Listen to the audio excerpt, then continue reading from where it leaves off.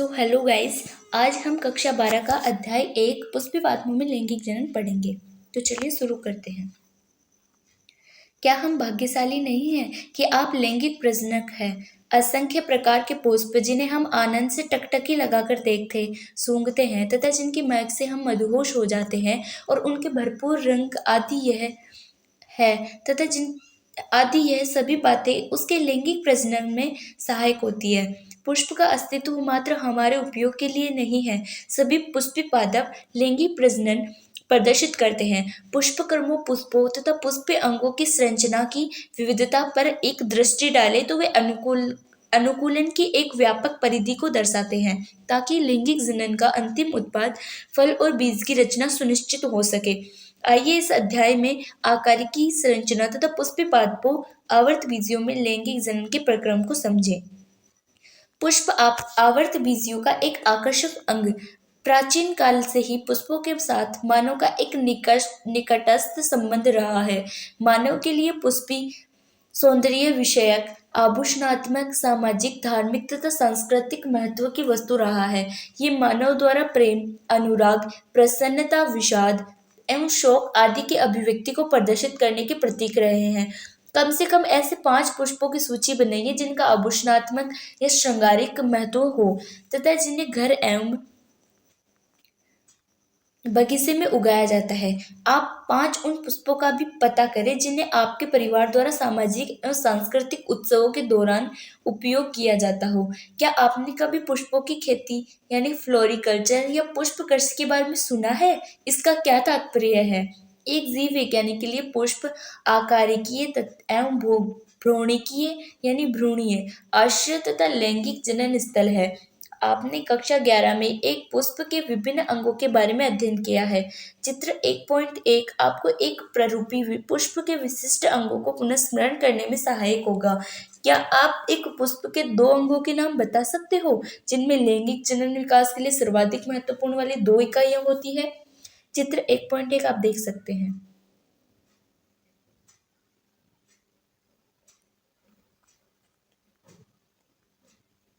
निषेचन पूर्व संरचनाएं एवं घटनाएं। पादप में वास्तविक रूप से पुष्प विकसित होने से पूर्व यह तय हो जाता है कि पादप में पुष्प आने वाले हैं।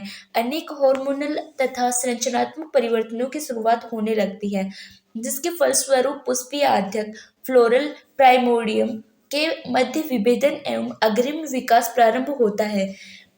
पुष्पक्रम की रचना होती है जो पुष्पीय कलिकाएं और बाद में पुष्प को धारण करती है। पुष्प में नर एवं मादा जनन संरचनाएं पुंमंग तथा जायांग विभेदित एवं विकसित रहती है। आप याद करें कि पुंमंगों से भरपूर पुंकेसरों का गोला एक चक्कर नर जनन अंग का तथा जायांग स्त्री मादा जनन अंग का प्रतिनिधित्व करता है। पुंकेसर लघु बीजाणुधानी तथा परागकण। चित्र 1.2 जो आप देख सकते हैं।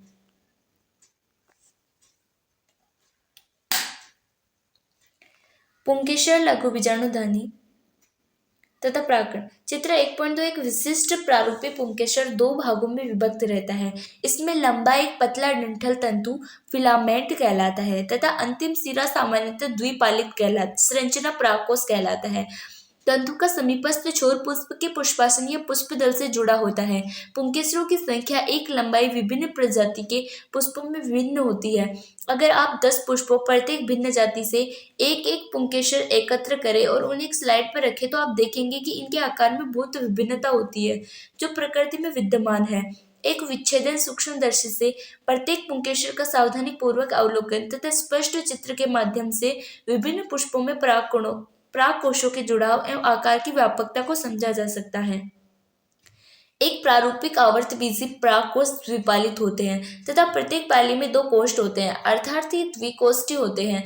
प्राय एक अनुलंब खाच प्रावारक कोष्ठ को अलग करते हुए लंबवत गुजरता है। आइए परागकोश के एक अनुप्रस्थ काट के विभिन्न प्रकारों के उत्तकों तथा अनेक संयोजनों को समझे। एक परागकोश की द्विपालित प्रकृति परागकोश के अनुप्रस्थ काट में बहुत ही पृथक या सुव्यवस्थित होती है।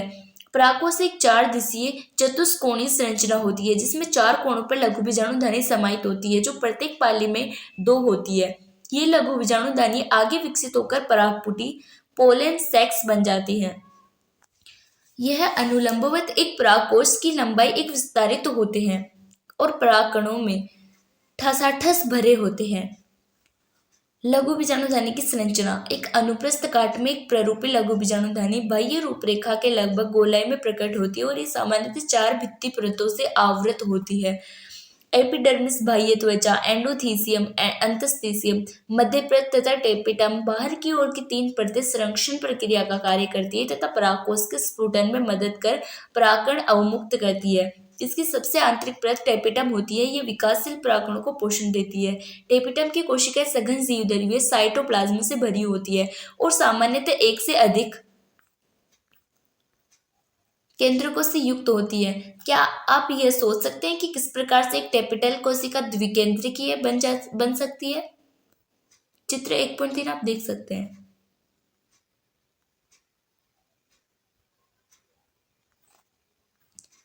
जब एक परागकोश अपरिपक्व होता है तब घने सुसंबद्ध सजातीय कोशिकाओं का समूह जिसे बीजाणुजन ऊतक कहते हैं लघु बीजाणुधानी के केंद्रक में स्थित होता है। लघु बीजाणुजनन।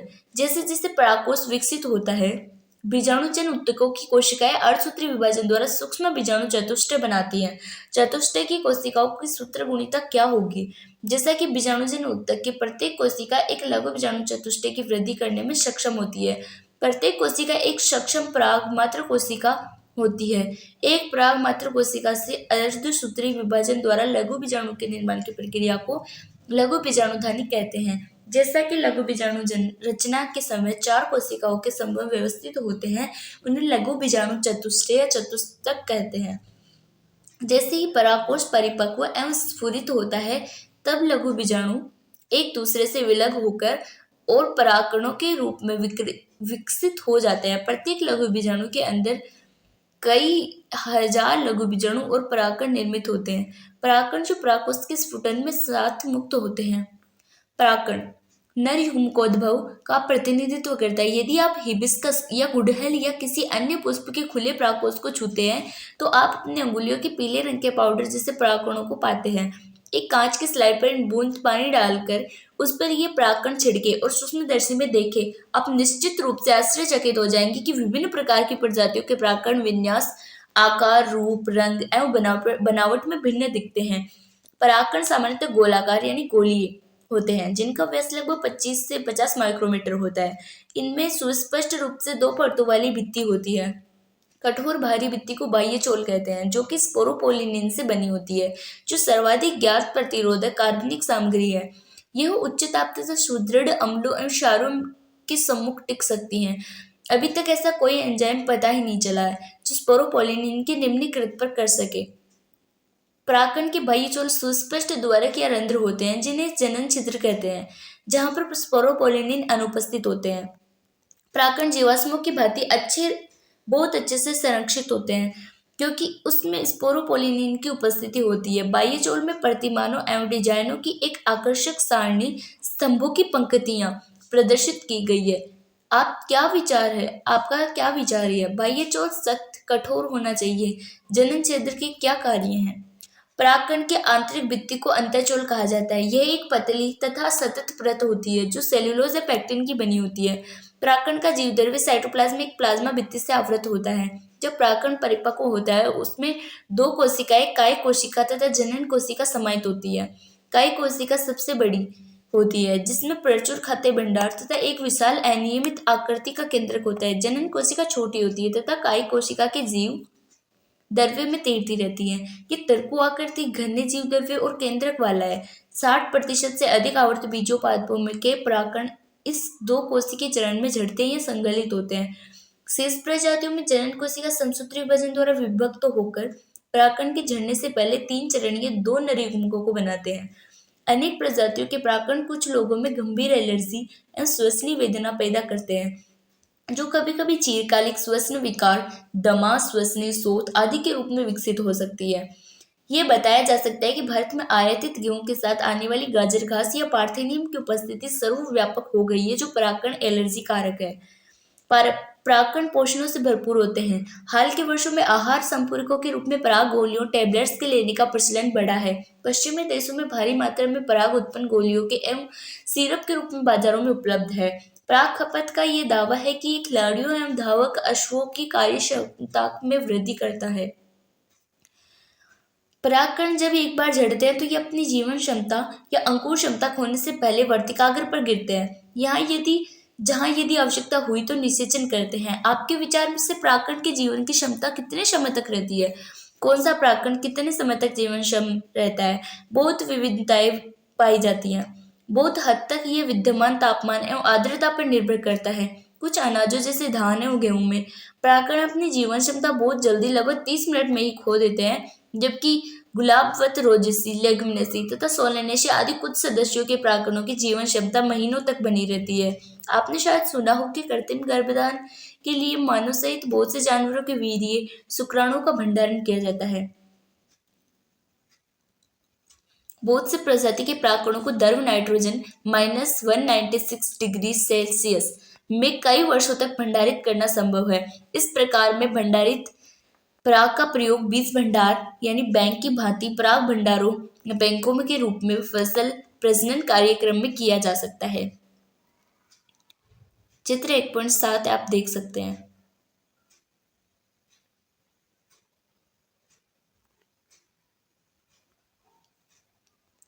स्त्री केशर, गुरु बीजाणुधानी, बीजांड तथा भ्रूणकोश।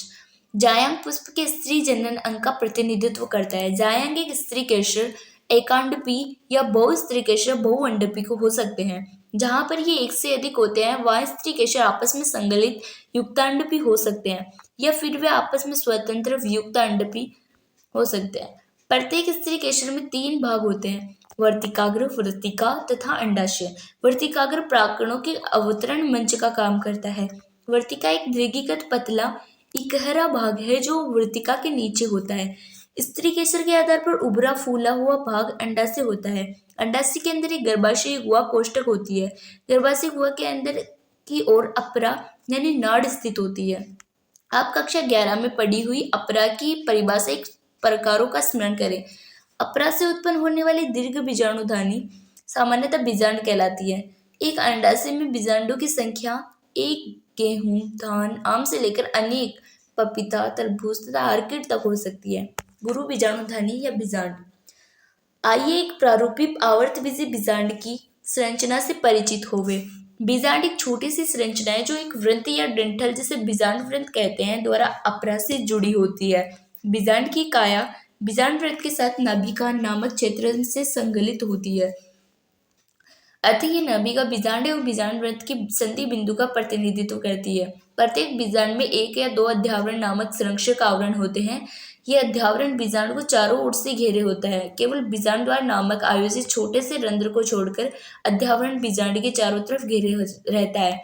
बीजांड द्वारी सिरे तक ठीक विपरीत निभाग कैलेजा होता है जो बीजांड के आधारी भाग का प्रतिनिधित्व करता है। अध्यावरण से घिरा हुआ कोशिकाओं का एक पुंज होता है जो बीजांड का कहते हैं। बीजांड का केंद्रक की कोशिकाओं में प्रचुरता से आरक्षित आहार सामग्री होती है। बीजांड का भ्रूणकोश का या मादा भ्रूण युग्मकोद्भिद बीजांडकाय में स्थित होता है। एक बीजांड में सामान्यतः एक अकेला भ्रूणकोश होता है जो एक गुरु बीजाणु से निर्मित होता है। गुरु बीजाणु जनन गुरु बीजाणु मात्र कोशिकाओं से गुरु बीजाणुओं की संरचना में प्रक्रम को गुरु बीजाणु जनन कहते हैं। बीजांड प्राय एक अकेले गुरु बीजाणु मात्र कोशिका से बीजांडकाय के बीजांड द्वारी क्षेत्र में विलग होते हैं। यह एक बड़ी कोशिका है जो सघन जीवद्रव्य से समाहित एवं एक सुस्पष्ट केंद्रक युक्त होती है। गुरु बीजाणु मात्र कोशिका अर्धसूत्री विभाजन से गुजरती है। गुरु बीजाणु मात्र कोशिका का अर्धसूत्री विभाजन से गुजरने का क्या महत्व है? अर्धसूत्री विभाजन के परिणाम स्वरूप 4 गुरु बीजाणु का उत्पादन होता है। स्त्री, मादा या युग्मकोद्भिद। अधिकांश पुष्पी पादपों में गुरु बीजाणु में से एक कार्यशील होता है जबकि अन्य 3 अपविकसित अपभ्रष्ट हो सकते हैं। केवल कार्यशील गुरु बीजाणु यानी मादा युग्मकोद्भिद भ्रूणपोष के रूप में विकसित होता है। एक अकेले गुरु बीजाणु में भ्रूणकोश के बनने की विधि को एक बीजाणु विकास कहा जाता है। बीजांडकाय की कोशिकाओं गुरु बीजाणु मात्र कोशिका, क्रियाशील बीजाणु गुरु बीजाणु तथा मादा युग्मकोद्भिद की सूत्र गुणिता क्या होगी। आइए भ्रूणकोश के निर्माण का थोड़ा और विस्तार से अध्ययन करें। क्रियाशील गुरु बीजाणु में केंद्रक समसूत्री विभाजन के द्वारा दो केंद्र की न्यूक्लियाई बनते हैं जो विपरीत ध्रुवों की ओर चले जाते हैं और दो न्यूक्लिएट केंद्रीय भ्रूणकोश की रचना करते हैं। दो अन्य क्रमिक समसूत्री केंद्रीय विभाजन के परिणाम स्वरूप 4 केंद्रीय या न्यूक्लिएट और तत्पश्चात 8 केंद्रीय या न्यूक्लिएट भ्रूणकोश की संरचना करते हैं। यहाँ पर ये ध्यान देना महत्वपूर्ण है कि ये सूत्री विभाजन सही अर्थों में मुक्त केंद्रक न्यूक्लियर है जो केंद्रीय विभाजन के तुरंत ही कोशिका भित्ति रचना द्वारा नहीं अनुपालित किया जाता है। 8 न्यूक्लिएट चरण के पश्चात कोशिका भित्ति की नींव पड़ती है जो विशिष्ट प्ररूपी मादा युग्मकोद्भिद या भ्रूणकोश का संगठन का रूप ले लेती है। भ्रूणकोश के भीतर कोशिकाओं के वितरण का अवलोकन कीजिए। 8 में से 6 न्यूक्लियाई भित्ति कोशिकाओं की घिरी होती है और कोशिकाओं से संयोजित रहते हैं। शेष बचे 2 न्यूक्लियाई ध्रुवीय न्यूक्लियाई कहलाते हैं जो अंड उपकरण के नीचे बड़े केंद्रीय कोशिकाओं में स्थित होते हैं। चित्र 1 पॉइंट आप देख सकते हैं।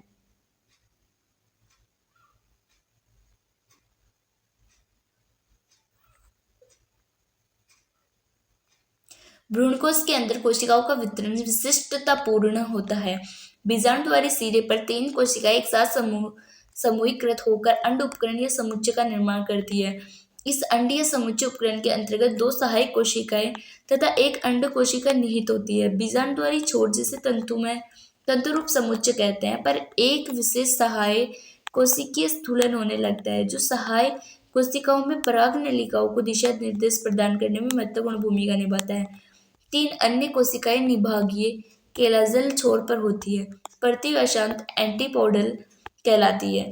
वृत्त केंद्रीय कोशिका जैसा कि पहले बताया गया है में 2 ध्रुवीय न्यूक्लियाई होते हैं। इस प्रकार से एक प्रारूपीय आवर्तबीजी भ्रूणकोश परिपक्व होने पर यद्यपि 8 न्यूक्लीकृत वस्तुतः 7 कोशिकाएं होता है। परागण पूर्ववर्ती भाग में आप पढ़ चुके हैं कि पुष्पीय पादपों में नर एवं मादा युग्मक क्रमशः परागकण एवं भ्रूणकोश में पैदा होते हैं।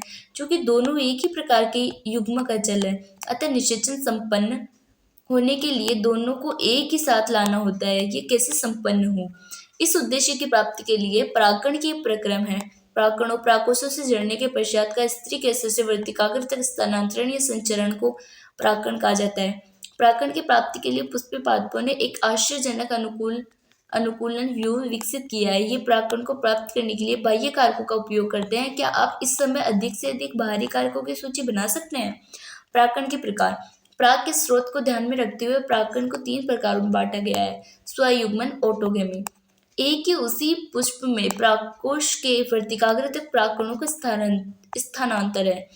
इस प्रकार का परागकण उसी पुष्प के अंदर होता है। एक सामान्य पुष्प में जहां परागकोश एक वर्तिकाग्र खुलता है एवं अनावर्त होता है वहां पूर्ण स्वयुग्मन अपेक्षाकृत दुर्लभ होता है। इस प्रकार के पुष्पों में स्वयुग्मन के लिए पराग एवं वर्तिकाग्र की विमुक्ति के लिए क्रमशः समकालिकता की आवश्यकता होती है। इसके साथ ही परागकोश एवं वर्तिकाग्र को एक दूसरे के पास अवस्थित होना चाहिए ताकि स्वपरागकण संपन्न हो सके। कुछ पादप जैसे वायोला, सामान्य पानसी, ऑक्जेलिस तथा कोमेलिना यानी कनकोवा 2 प्रकार के पुष्प पैदा करते हैं। उन्मिल प्राणी पुष्प अन्य प्रजाति के पुष्पों के सामान्य होते हैं जिसके परागकोश वर्तिकाग्र अनावर्त होते हैं तथा अनुन्मिल्य प्राणी पुष्प कभी भी अनावर्त नहीं होते। इस प्रकार के पुष्पों में परागकोश एवं वर्तिकाग्र एक दूसरे के बिल्कुल नजदीक स्थित होते हैं। जब पुष्प कलिका में परागकोश स्फुटित होते हैं तब परागकण वर्तिकाग्र के संपर्क में आकर परागकण को प्रभावित करते हैं। अतः अनुन्मिल्य परागणी पुष्प सदैव स्वयुग्मक होते हैं क्योंकि यहाँ पर वर्तिकाग्र पट क्रॉस या परपरागण अवतरण के अवसर नहीं होते हैं। उन्मिल परागणी पुष्प सुनिश्चित रूप से यहाँ तक कि परागकण की अनुपस्थिति में बीज पैदा करते हैं। क्या आप सोचते हैं कि अनुन्मिल्य पौधों की इससे फायदे क्या है या हानि क्यों? सजात पुष्पीय परागण। एक ही पादप में एक पुष्प के परागकणों का दूसरे पुष्प के वर्तिकाग्रों तक स्थानांतरण। यद्यपि सजात पुष्पीय परागण क्रियात्मक रूप से परपरागण है जिसमें एक कारक एजेंट सम्मिलित होता है। सजात पुष्पीय परागण लगभग स्वयुग्मन जैसा ही है क्योंकि इसमें परागकण उसी पादप से आते हैं। पर निषेचन। इसमें भिन्न पादपों के परागकोश में भिन्न पादपों के वर्तिकाग्र तक परागकणों का स्थानांतरण होता है। मात्र यह ही केवल एक प्रकार का परागण है जिसमें परागण के समय आनुवंशिक तब भिन्न प्रकार के परागकणों का आवागमन होता है। परागण के अभिकर्मक या कारक। पौधे परागण के कारण या अभिकर्मक के रूप में दो अजीवीय वायु एवं जल तथा एक जीवीय प्राणी कारक एजेंट का उपयोग कर लक्ष्य प्राप्त करते हैं। अधिकतर पौधे परागण के लिए जीवीय कारकों का उपयोग करते हैं। बहुत कम पौधे अजीवीय कारकों का उपयोग करते हैं। वायु तथा जल दोनों ही कारकों में परागण का वर्तिकाग्र के संपर्क में आना महज संयोगात्मक घटना है। इस प्रकार की अनिश्चितता तथा परागणों के ह्रास से जुड़े तथ्यों की क्षतिपूर्ति हेतु पौधे बीजांडों की तुलना में असंख्य मात्रा में परागण उत्पन्न करते हैं। अजीवीय परागण में वायु द्वारा परागण सर्वाधिक सामान्य परागण है। इसके साथ ही वायु परागण हेतु हल्के तथा चिपचिपाहट रहित परागणों की जरूरत होती है ताकि वे हवा के झोंकों के साथ संचारित हो सके। वे अक्सर बेहतर अनावर्त पुंकेसर से युक्त होते हैं ताकि वे आसानी से हवा के बहाव में प्रसारित हो सके तथा वृद्ध एवं प्राय पिच्छ वर्तिकाग्र युक्त होते हैं ताकि आसानी से वायु के उड़ते परागणों को आबद्ध किया जा सके। वायु परागित पुष्पों में प्राय प्रत्येक अंडाशय में एक अकेला बीजांड तथा एक पुष्प क्रम में असंख्य पुष्प गुच्छ होते हैं। इसका एक जाना पहचाना उदाहरण भुट्टा कॉनकेव है। आप जो फूंदने या टेसल देखते हैं वे कुछ और नहीं बल्कि वर्तिकाग्र और वर्तिका है जो हवा में झूमते हैं ताकि परागणों को आसानी से पकड़ सके। घासों में वायु परागण सर्वथा सामान्य है। पुष्पीय पादपों में पानी द्वारा परागण काफी दुर्लभ है। यह लगभग 30 वंशों तक सीमित है, वह भी अधिकतर एकबीजपत्री पौधों में। इसके विपरीत आप स्मरण करें कि निम्न पादप समूह जैसे एल्गी, ब्रायोफाइट्स तथा टेरिडोफाइट्स आदि में नर युग्मकों के परिवहन या संचार का नियमन साधन जल ही है। ये विश्वास किया जाता है कि कुछ ब्रायोफाइट एवं टेरिडोफाइट का विस्तार केवल इसलिए सीमित है क्योंकि नर युग्मकों के परिवहन एवं निषेचन हेतु जल की आवश्यकता होती है। जल परागत पादपों के कुछ उदाहरण वेलिसनेरिया तथा हाइड्रिला जो कि ताजे पानी में उगते हैं और अनेक समुद्र जलीय घासें जैसे जोस्टेरा आदि हैं। अब सभी जलीय पौधे जल को परागण के लिए उपयोग में नहीं लाते हैं। अधिकांश जलीय पौधे जैसे कि वाटर हाइसिंथ एवं वाटर लिली जिसे मुकुदनी कहते हैं पानी की सतह पर पैदा होते हैं और इनका परागण कीटों एवं वायु से होता है जैसा कि अधिकतर थलीय पादपों में होता है। एक प्रकार के जलीय परागण में मादा पुष्प एक लंबे डंठल द्वारा जल की सतह पर आ जाते हैं और नर पुष्प या परागण पानी की सतह पर अवमुक्त होकर आ जाते हैं। उदाहरणार्थ वेलिसनेरिया लंबे डंठल के साथ जलधाराओं के निष्क्रिय रूप में बहते हैं। चित्र 1.11 है जो आप देख सकते हैं। इसमें से कुछ एक संयोगात्मक रूप से मादा पुष्प में वर्तिकाग्र तक पहुंच जाते हैं। एक अन्य समय कि जलीय परागण वाले पादपों जैसे कि समुद्री घासों सिग्रासेस में मादा पुष्प जल की सतह के नीचे ही पानी में डूबा रहता है और परागणों को जल के अंदर ही अवमुक्त किया जाता है। इस प्रकार की बहुत सारी प्रजातियों के परागण लंबे फीते जैसे होते हैं तथा जल के भीतर निष्क्रिय रूप से बहते रहते हैं। इनमें से कुछ एक वर्तिकाग्र तक पहुंच जाते हैं और परागण पूरा होता है। जल परागित अधिकतर प्रजातियों में परागणों को पानी के भीतर गीले श्लेष्मक आवरण द्वारा संरक्षित रखा जाता है। वायु में जल परागित पुष्प न तो बहुत रंग युक्त होते हैं और न ही मकरंद पैदा करते हैं और इसका क्या कारण हो सकता है। चित्र 1.11 का ब जो आप देख सकते हैं। अधिकतर पुष्पीय पादप परागण के लिए प्राणियों को परागण कर्मक या कारक के रूप में उपयोग करते हैं। मधुमक्खियां, भौरे, तितलियां, बर, चींटियां, सलभ या कीट पक्षी, शंख गौरा या गुंजन पक्षी तथा चमगादड़ आदि सामान्य परागणीय अभिकर्मक है। प्राणियों में कीट पतंगे विशेष रूप से मधुमक्खी प्रधान जीवीय परागण कर्मक है।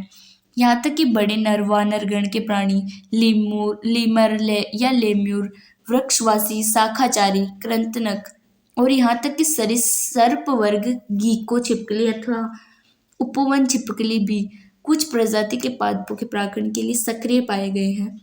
प्राय प्राणी परागित पादपों के पुष्प एक विशिष्ट प्रजाति के प्राणी के लिए विशेष रूप से अनुकूलित होते हैं। अधिकतर कीट परागित पुष्प बड़े रंगीन, पूर्ण, सुगंध युक्त तथा मकरंद से भरपूर होते हैं।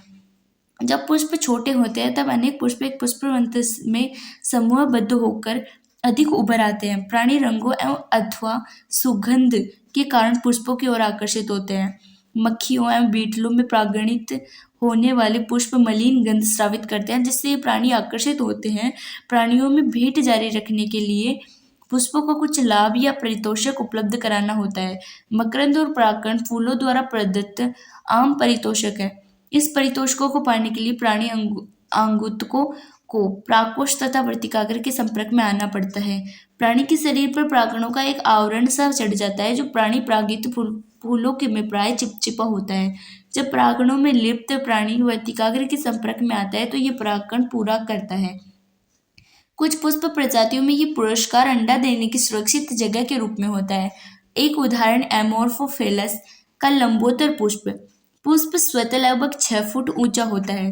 ठीक ऐसा ही एक सहसंबंध शलभ की एक प्रजाति और यूका पादप के बीच होता है, जहाँ दोनों ही प्रजाति शलभ एवं पादप के बिना एक दूसरे के बिना अपना जीवन चक्र पूरा नहीं कर सकते। इससे शलभ अपने अंडे पुष्प के अंडाशय में कोष्ठक में देती है, जबकि इसके बदले में वह शलभ द्वारा परागित होता है। शलभ का लार्वा अंडे से बाहर तब आता है जब बीज विकसित होना प्रारंभ होता है। क्यों ना आप निम्नलिखित पादपों या कोई भी जो उपलब्ध हो के पुष्पों का अवलोकन करें, जैसे खीरा, आम, पीपल, धनिया, पपीता, प्याज, लोबिया, कपास, तंबाकू, गुलाब, नींबू, यूकलिप्टस, केला आदि। यह पता करने की कोशिश करें कि इन पुष्पों के पास कौन से प्राणी आते हैं और क्या वे परागण कर सकते हैं। आपको धैर्य के साथ कुछ दिनों तक भिन्न भिन्न समयों पर उन्हें देखना होगा। आप ये देखने की भी कोशिश करिए कि क्या उस पुस्तक आने वाले भ्रमणकारी या प्राणी तथा एक पुष्प की विशिष्टता के बीच कोई सहसंबंधिता है या नहीं। परागकोश एक वर्तिकाग्र के संपर्क में आने वाले भ्रमणकर्ता प्राणी का ध्यानपूर्वक अवलोकन करें जो परागकण को पूरा करता हो। बहुत सारे कीट या भ्रमणकर्ता बिना परागकण किए बना पराग या मकरंद का भक्षण कर लेते हैं, अतः ऐसे आगंतुकों या भ्रमणकारियों को पराग या मकरंद दस्यु के रूप में संदर्भित किया जाता है। आप शायद परागणकारियों को पहचान सके या न पहचान सके, पर आप निश्चित रूप से अपने प्रयासों में आनंद प्राप्त करेंगे। बही प्रजनन युक्तियां। अधिकतर पुष्पीय पादप उभयलिंगी पुष्पों एवं परागकणों को उत्पन्न करते हैं, जो बहुत हद तक उसी पुष्प के वर्तिकाग्र के संपर्क में आते रहते हैं।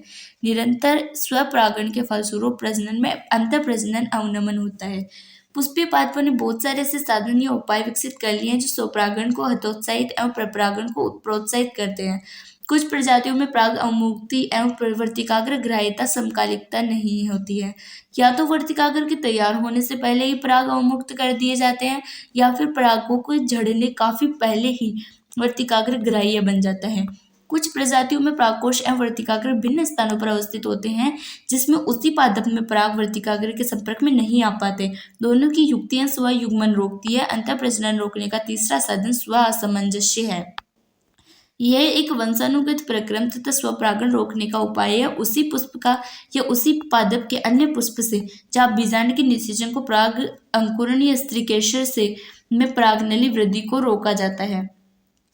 स्वपरागण को रोकने के लिए एक अन्य साधन है एक लिंगीय पुष्पों का उत्पादन। अगर एक ही पौधे पर नर एवं मादा दोनों ही पुष्प उपलब्ध हो, ऐसे एरेड, मक्का, उभयलिंग या श्री, यह स्वपरागण को रोकता है, न कि सजात पुष्पीय परागण को। अन्य बहुत सारी प्रजातियों जैसे पपीता में नर एवं मादा पुष्प भिन्न पादपों पर होते हैं, अर्थात प्रत्येक पादप या तो मादा या नर है, एक लिंगाशयी। यह परिस्थिति स्वपरागण तथा सजग पुष्पीय परागण दोनों को अवरोधित करती है। पराग स्त्रीकेसर संकर्षण। पारस्परिक क्रिया। परागण बिल्कुल सही प्रकार के परागकणों का स्थानांतरण सुनिश्चित नहीं करता। ठीक उसी प्रजाति का सुयोग्य पराग वर्तिकाग्र तक पहुंचे। प्राय गलत प्रकार के पराग भी उसी वर्तिकाग्र पर आ पड़ते हैं, जिसमें ये या तो उसी पादप से होते हैं या फिर अन्य पादप से। यदि वह स्वपरागण के अयोग्य है, स्त्रीकेसर में ये क्षमता होती है कि वह पराग को पहचान सके कि वह उसी वर्ग के सही प्रकार का पराग सुयोग्य है या फिर गलत प्रकार या अयोग्य है।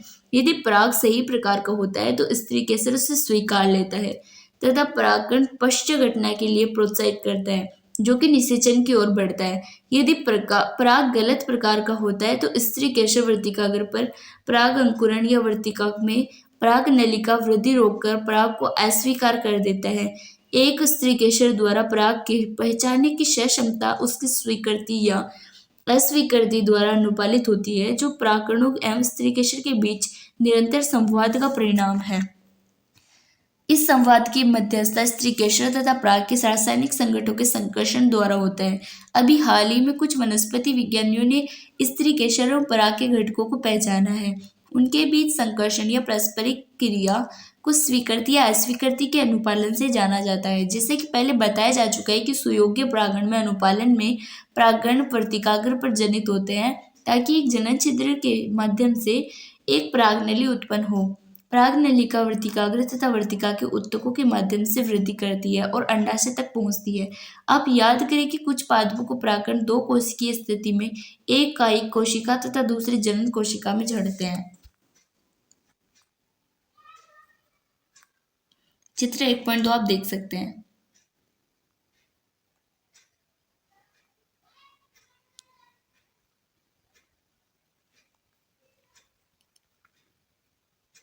इस प्रकार के पादपों में जनन कोशिका विभाजित होती है और वर्तिकाग्र के परागनली की वृद्धि के दौरान दो नर युग्मकों की रचना करती है।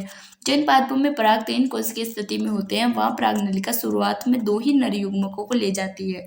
परागनलिका अंडाशय में पहुंचने के पश्चात बीजांड द्वार के माध्यम से बीजांड में प्रविष्ट करती है और तत्पश्चात तंतु में समुच्चय के माध्यम से एक सहायक कोशिका में प्रविष्ट करती है। हाल ही में बहुत सारे अध्ययन ये दर्शाते हैं कि सहायक कोशिका के बीजांडद्वारी हिस्से पर उपस्थित तंतुरूप समुच्चय परागनलिका में प्रवेश को दिशा निर्देश करती है।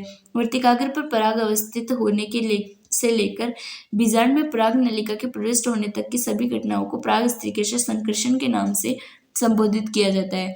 जैसा कि पहले भी बताया गया है कि पराग स्त्रीकेशर संकर्षण एक गतिक प्रक्रम है, जिसमें पराग पहचान के साथ पराग को प्रणोन्नति या अवनति द्वारा अनुपालन सम्मिलित है। इस क्षेत्र के बारे में ज्ञान प्राप्त करने से पादप प्रजनकों को पराग स्त्रीकेशर संकर्षण के हेरफेर में यहाँ तक कि अयोग्य परागकण के अपेक्षित संकर प्राप्त करने में मदद प्राप्त होगी।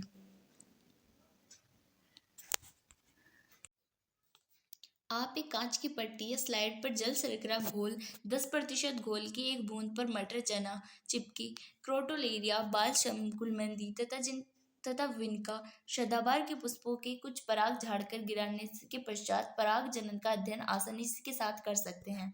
स्लाइड पर इन्हें रखने के 15 से 30 मिनट बाद स्लाइड को कम शक्ति वाले लेंस को वाले सूक्ष्मदर्शी यंत्र पर रखकर अवलोकित करें। बहुत संभव है कि आप परागकणों से निकलती हुई परागनलिकाओं को देख पाएंगे। एक प्रजनक भिन्न प्रजातियों के संकरण या क्रॉसिंग में तथा वाणिज्यिक रूप से सर्वोत्तम श्रेणी के अपेक्षित विशिष्टता वाले जनक संपाक में रुचि रखते हैं। कृत्रिम संकरीकरण फसल की उन्नति या प्रगतिशीलता कार्यक्रम के लिए एक प्रमुख उपागम है। इस प्रकार के संकरण प्रयोगों हेतु यह सुनिश्चित करना महत्वपूर्ण है कि केवल अपेक्षित परागों का उपयोग परागण के लिए किया जाए तथा वर्तिकाग्र को संदूषण या अनापेक्षित परागों से बचाया जाए। यदि यह उपलब्ध केवल बोरा वस्त्र तकनीक या बैगिंग टेक्निक तथा विपुंसन तकनीक द्वारा पाई जा सकती है। यदि कोई मादा जनन द्विलिंगी पुष्प धारण करता है तो पराग के प्रस्फुटन से पहले पुष्प कलिका के पराग कोश में निष्कासन हेतु एक जोड़ा चिमटी का इस्तेमाल आवश्यक होता है। इस चरण को विपुंसन के रूप में संदर्भित किया जाता है। विपुंसित पुष्पों को उपयुक्त आकार की थैली से आवृत किया जाना चाहिए जो सामान्यतः बटर पेपर पतले कागज की बनी होती है, ताकि इसके वर्तिकाग्र को अवांछित परागों से बचाया जा सके।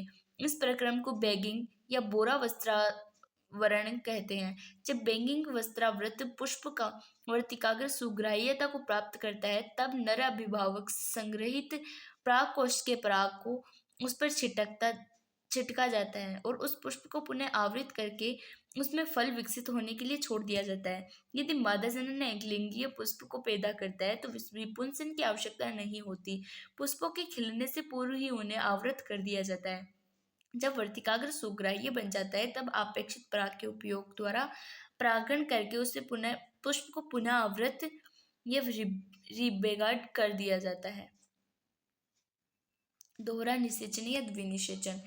एक सहायक कोशिका में प्रवेश करने के पश्चात परागनलिका द्वारा सहायक कोशिका में के जीव द्रव्य में दो नर युग्मक अवमुक्त किए जाते हैं। इसमें से एक नर युग्मक अंड कोशिका की ओर गति करता है और केंद्रक के साथ संगलित होता है, जिसमें युग्मक संलयन पूर्ण होता है, जिसके परिणाम में एक द्विगुण गुणित कोशिका युग्मनज या जाइगोट की रचना होती है। दूसरा नर युग्मक केंद्रीय कोशिका में स्थित ध्रुवीय न्यूक्ली की ओर गति करता है और उनसे संगलित होकर त्रिगुणित प्राइमरी इंडोस्पर्म न्यूक्लिक प्राथमिक भ्रूणपोष केंद्रक बनाता है, जैसा कि इसके अंतर्गत 3 अगुणित न्यूक्ली या केंद्रक सम्मिलित होते हैं। अतः इसे त्रिसंलयन कहते हैं। चूंकि एक भ्रूण पुट्टी भ्रूणकोश में 2 प्रकार के संलयन या संगलन युग्मक संलयन तथा त्रिसंलयन स्थान लेते हैं, अतः इसी परिघटना को दोहरा निषेचन कहा जाता है, जो कि पुष्प पादपों के लिए एक अनूठी घटना है। त्रिसंलयन से पश्चात केंद्रीय कोशिका प्राथमिक भ्रूणपोष कोशिका बन जाती है तथा भ्रूणपोष के रूप में विकसित होने लगती है, जबकि युग्मनज एक भ्रूण के रूप में विकसित होता है। चित्र 1.13 आप देख सकते हैं।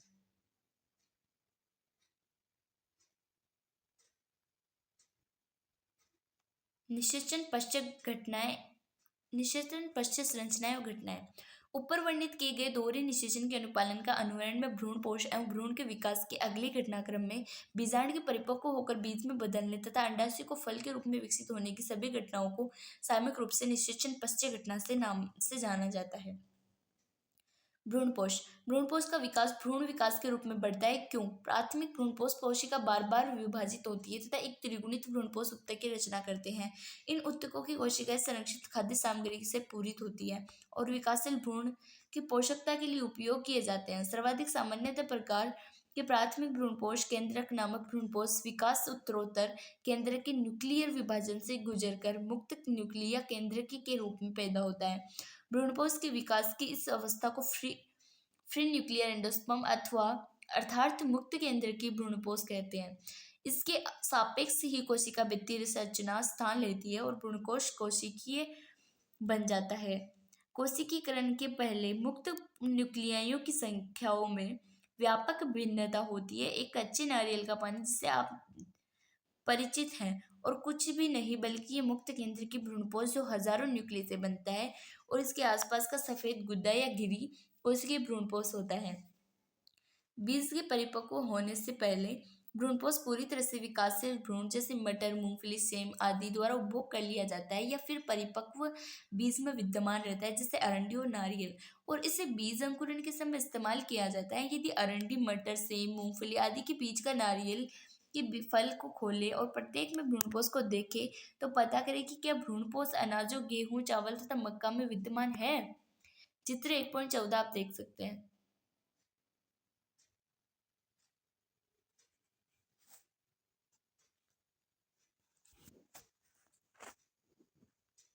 भ्रूण भ्रूण भ्रूणकोश या पुट्टी के बीजांडद्वारी सिरे पर विकसित होता है, जहां पर युग्मनज स्थित होता है। अधिकतर युग्मनज तथा विभाजित होते हैं जब कुछ निश्चित सीमा तक भ्रूणपोष विकसित हो जाता है। ये एक प्रकार का अनुकूलन है ताकि विकासशील भ्रूण को सुनिश्चित पोषण प्राप्त हो सके। यद्यपि बीज में व्यापक भिन्नता होती है। विकास भ्रूणोद्भव की प्रारंभिक अवस्था एक बीजपत्री तथा द्विबीजपत्री दोनों में ही समान होती है। युग्मनज प्राक भ्रूण के रूप में वृद्धि करता है और इससे सापेक्ष ही गोलाकार, हृदयाकार या परिपक्व भ्रूण में वृद्धि करता है। एक प्ररूपी द्विबीजपत्री भ्रूण में एक भ्रूणीय अक्ष, धुरी तथा 2 बीजपत्र समाहित होते हैं। बीजपत्र के स्तर के ऊपर भ्रूणीय अक्ष की प्रोटीन या एपिकार्टिल बीजपत्रों परिक होती है, जो प्रांकुर या स्तंभ सिरे पर प्राय समाप्त होती है। बीजपत्राधार में बीजपत्रों के स्तर से नीचे बेलनाकार प्रोटीन, जो कि मूलांत सिरा या मूलज के शीर्षांत पर समाप्त होती है। ये मूल से एक ढक्कन द्वारा आवृत होती है, जिसे मूलगोप कहते हैं। एक बीजपत्री भ्रूण केवल एक बीजपत्र होता है। घास परिवार में बीजपत्र को स्कूटेलम प्रशल्क कहते हैं, जो भ्रूणीय अक्ष के एक तरफ पार्श्व की ओर स्थित होता है। इसके निचले सिरे पर भ्रूणीय अक्ष में एक गोलाकार और मूल आवरण एक बिना विभेदित परत के आवृत होता है, जिसे कोलियोराइजा या मूलांकुर चोल कहते हैं। स्कूटेलम के जुड़ाव के स्तर में से ऊपर भ्रूणीय अक्ष के भाग को बीजपत्रों परिक कहते हैं। बीजपत्रों परिक के प्ररोह शीर्ष तथा कुछ आदिकालिक पर्ण होते हैं, जो एक खोखला पर्णीय संरचना घेरते हैं, जिसे प्रांकुर चोल कहते हैं। कुछ जल में कुछ बीजों जैसे कि गेहूं, मक्का, मटर, चना, मूंगफली को रात भर पानी में भिगोए। इसके बाद बीजों को छीले और खोले तथा भ्रूण एक बीज के विभिन्न भागों का अवलोकन करें। बीज आवर्त बीजियों में लैंगिक जनन का अंतिम परिणाम होता है, जो इसको प्राय एक निश्चित बीजांड के रूप में वर्णित किया जाता है। बीज फलों के अंदर पैदा होते हैं। एक बीज में विशिष्ट रूप से बीज आवरण, बीज पत्र एवं भ्रूण अक्ष या अखुआ समाहित होता है। भ्रूण का बीज पत्र एक सरल संरचना होती है, प्राय आरक्षित आहार या भंडारण के कारण फूली हुई एवं स्थूल होती है, जैसा कि लेग्यूमिनस में। परिपक्व बीज गैर एल्ब्यूमिनस अथवा एल्ब्यूमिनस रहित हो सकता है। गैर एल्ब्यूमिनस बीज में अवशिष्ट भ्रूणपोष नहीं होता, क्योंकि भ्रूण विकास के दौरान ये पूर्णतः अवभुक्त कर लिया जाता है, जैसे मटर और मूंगफली। एल्ब्यूमिनस बीजों को भ्रूणपोष का कुछ भाग शेष रह जाता है, क्योंकि भ्रूण विकास के दौरान इसका पूर्णतः उपभोग नहीं हो पाता, जैसे कि गेहूं, मक्का, बाजरा, अरहर आदि। कभी कभार कुछ बीजों में, जैसे कि काली मिर्च तथा चुकंदर में, बीजांडकाय या न्यूसेल्स भी शेष रह जाता है। अवशिष्ट उपस्थित बीजांडकाय परिभ्रूणपोष होता है। बीजांड अंडाशय का अध्यावरण बीज के ऊपर सख्त संरचनात्मक आवरण बन जाता है। बीज के आवरण में बीजांड द्वारा एक छोटे छिद्र के रूप में रह जाता है। बीज अंकुरण के समय ये ऑक्सीजन एवं जल के परिवेश को सुगम बनाता है। जैसे जैसे बीज परिपक्व होता है, उसके अंदर जल की मात्रा घटने लगती है तथा बीज अपेक्षाकृत शुष्क होता जाता है। फलस्वरूप सामान्य चयापचय क्रिया धीमी पड़ने लगती है। भ्रूण निष्क्रियता की दशा में प्रवेश कर जाता है, जिसे प्रसुप्ति कहते हैं। या यदि अनुकूल परिस्थितियां उपलब्ध, पर्याप्त नमी, आर्द्रता, ऑक्सीजन तथा उपयुक्त तापमान होती है, तो वे अंकुरित हो जाते हैं। जैसे जैसे बीजांड अपरिपक्व होकर बीज बनते हैं, अंडाशय में एक फल के रूप में विकसित हो जाता है। अर्थात बीजांड का बीज के रूप में तथा अंडाशय का फल के रूप में रूपांतरण साथ साथ चलता है। अंडाशय की दीवार फल की दीवार के रूप में विकसित होती है, जिसे फल भित्ति कहते हैं। फल अमरूद, आम, संतरे आदि की भांति गूदेदार हो सकते हैं, अथवा मूंगफली, सरसों आदि की भांति शुष्क भी हो सकते हैं। बहुत सारे फलों में अपने बीजों के परिक्षेपण हेतु विविध क्रिया विधियां विकसित की है। आप फलों के वर्गीकरण और उनके परिक्षेपण क्रियाओं को याद करें, जिसे आपने पहले की कक्षाओं में पढ़ा है। क्या एक अंडाशय के अंदर बीजांड की संख्या तथा फलों के अंदर बीजों की संख्या के बीच कोई संबंध है? चित्र 1.15 आप देख सकते हैं।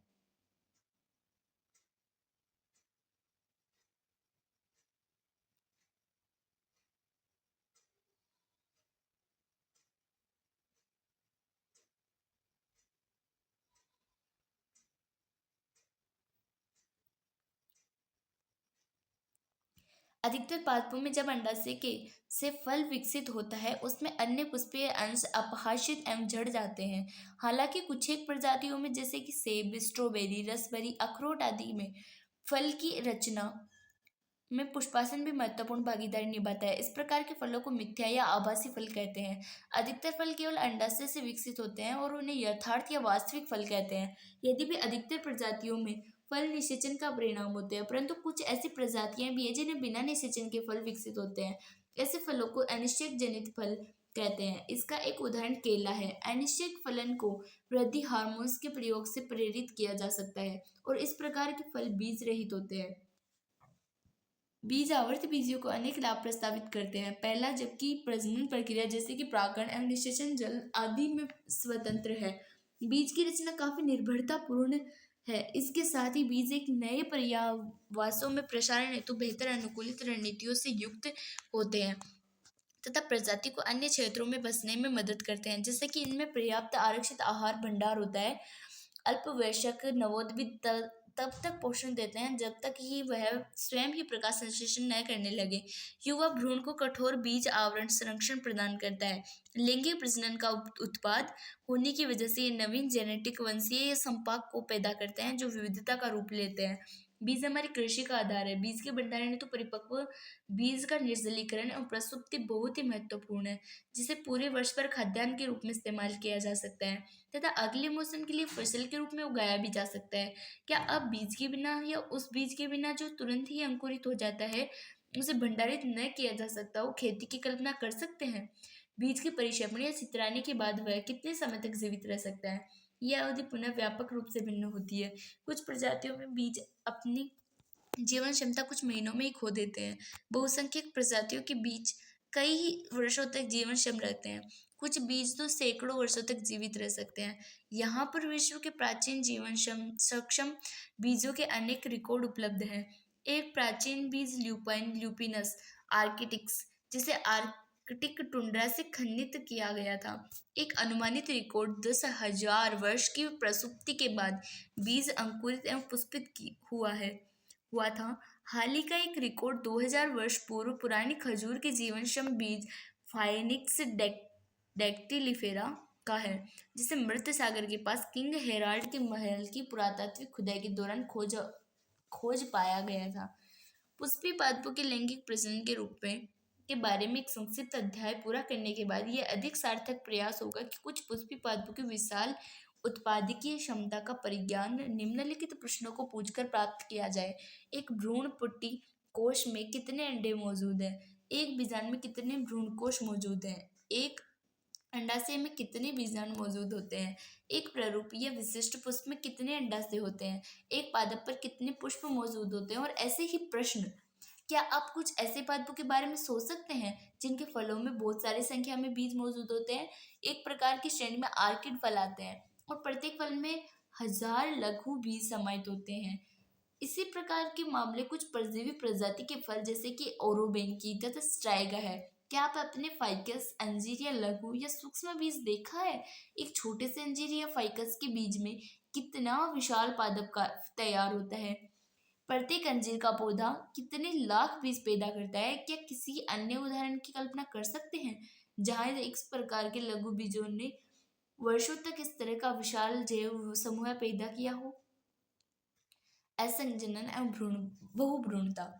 यद्यपि सामान्य तौर पर बीज के निषेचन के परिणाम है, कुछ ही पुष्पी पादपों में जैसे कि एस्ट्रेसिया तथा घासों ने बिना निषेचन के बीज पैदा करने की प्रक्रिया विकसित कर ली है, जिसे असंजनन कहते हैं। बिना निषेचन के पैदा हुए फल को क्या कहते हैं? इस प्रकार के असंजनन अलिंगीय प्रजनन जो लैंगिक प्रजनन को अनुहारक है। असंजनीय बीजों के विकास में सैकड़ों तरीके हैं। कुछ प्रजातियों में द्विगुणित अंड कोशिका का निर्माण बिना अण्डसूत्री विभाजन के होता है, जो बिना निषेचन के ही भ्रूण में विकसित हो जाता है। प्राय कई अवसरों पर, जैसा कि बहुत सारे नींबू वंश, सिट्रस तथा आम की किस्मों में भ्रूणकोश के आसपास की कुछ बीजांडकायी कोशिकाएं विभाजित होने लगती है और भ्रूणकोश के प्रोद्बदी या प्रोटूड होती है तथा भ्रूण के रूप में विकसित हो जाती है। इस प्रकार की प्रजातियों में प्रत्येक बीजांड में अनेक भ्रूण होते हैं। एक बीज में एक से अधिक भ्रूण की उपस्थिति को बहुभ्रूणता कहते हैं। संतरे के कुछ बीजों को ले और उसमें मरोड़े तथा प्रत्येक बीज में भिन्न भिन्न आकार एवं आकृति के तमाम भ्रूणों का अवलोकन करें। प्रत्येक बीज में भ्रूणों की गणना करें। असंजनन भ्रूणों की आनुवंशिक प्रकृति क्या होगी? क्या उन्हें क्लोन या एक पूर्वज कहा जा सकता है? बहुत से हमारे खाद्य और शाक फसलों की संकर किस्मों को उगाया गया है। संकर किस्मों की खेती ने उत्पादकता को विस्मयकारी ढंग से बढ़ा दिया है। संकर बीजों की एक समस्या यह है कि उन्हें हर साल उगाया या पैदा किया जाना चाहिए। यदि संकर किस्म का संग्रहित बीज को बुआई करके प्राप्त किया गया है तो उसकी पादप संतति पृथक्कृत होगी और वह संकर बीज की विशिष्टता को यथावत नहीं रख पाएगा। यदि ये संकर बीज असंग जनन से तैयार की जाती है तो संकर संतति में कोई पृथक्करण की विशेषता नहीं होगी। इसके बाद किसान प्रतिवर्ष फसल दर फसल संकर बीजों का उपयोग जारी रख सकते हैं और उसे प्रति वर्ष संकर बीजों को खरीदने की जरूरत नहीं पड़ेगी। संकर बीज उद्योग में असंजनन की महत्ता के कारण दुनिया भर में विभिन्न प्रयोगशालाओं के असंजनन की आनुवंशिकता को समझने के लिए शोध और संकर किस्मों की असंजनित जीन्स को स्थानांतरित करने पर अध्ययन चल रहे हैं। इसी के साथ आपका ये अध्याय खत्म होता है। अगर आपको ऐसे ही अध्याय की समरी चाहिए तो आप कमेंट में उस चैप्टर का नाम लिख सकते हैं। धन्यवाद।